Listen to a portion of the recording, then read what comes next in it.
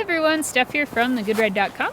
We are checking out the Topo Splitboard from Stone Snowboards. This is a unisex board. It is a 150, it is directional, and then the Camber Profile is kind of a setback positive camber, and then it has a nice rocker on the nose, and felt like the tail was pretty connected almost all the way out to about here.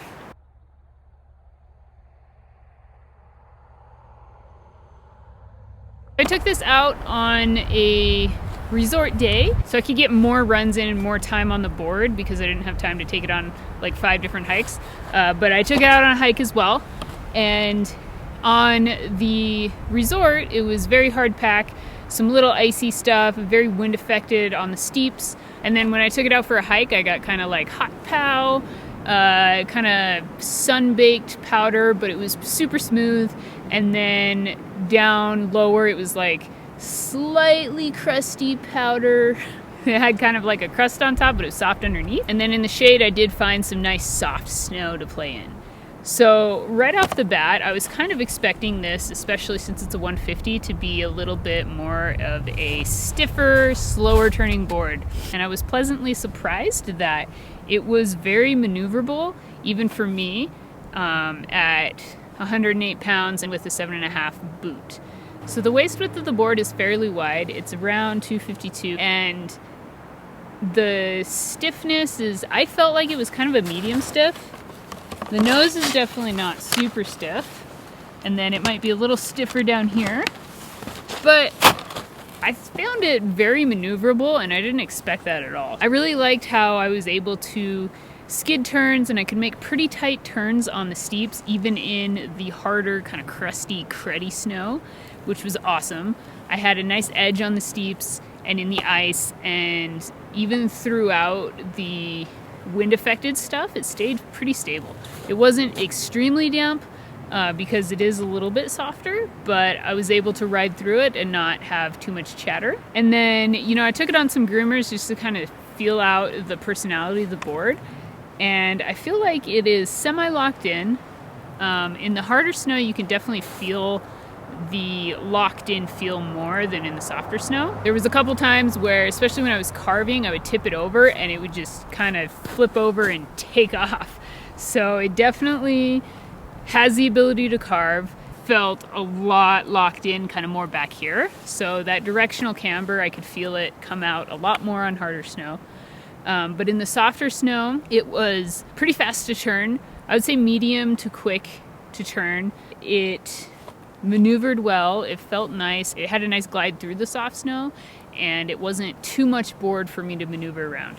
Sometimes when I get the bigger boards, because the 150 is a little out of my size range, I don't particularly enjoy it off-piste or through trees or in tight situations, and I felt like the Topo did really well in tighter turning situations. I definitely liked it more on steeper terrain as opposed to flatter, mellow terrain, because then I felt like it started to kind of track on its own a little bit.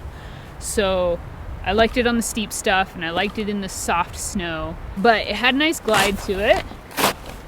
I was able to go pretty quick. There was a couple really flat spots that I went through that normally on my boards I don't make it through, and that could be that this is a 150, or it could be that it has a really nice glide to it. So that was cool. It had a nice glide there. So I rode it with the Spark R&D Surge bindings, which made it a really easy setup.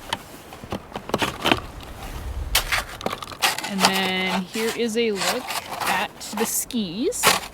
And when I was splitboarding, it had a really nice pop back. So there's a lot of energy underneath your feet here to allow some spring back when you are splitting.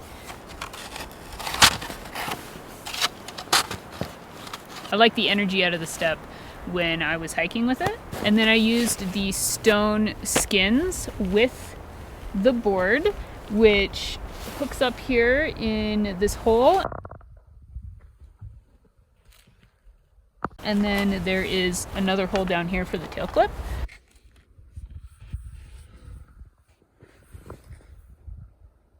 These are custom cut to fit the skis perfectly, which is really nice because you can just buy them together and you don't have to worry about trimming, and it's all set up and ready to go. And the skins had a really nice glide to them. So on any downhills I was able to get a glide, and out of steps I was able to get a little extra, which is nice.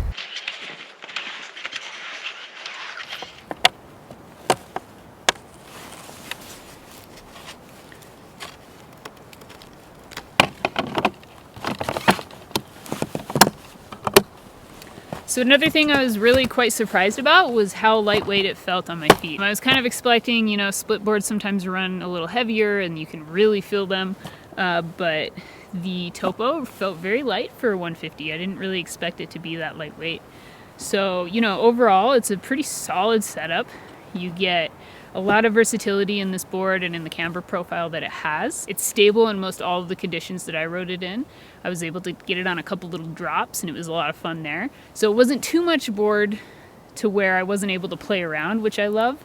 And it was floaty in the softer snow and kept a nice edge on the cruddy wind-affected snow that I had on the steeps. But again, and I always am gonna say this, I like that it comes in a 150, and it is small enough for a lot of women out there, but not all of them. So I feel like to make it a truly unisex board, making this available in at least a 147 would really open up the range of people that it could fit.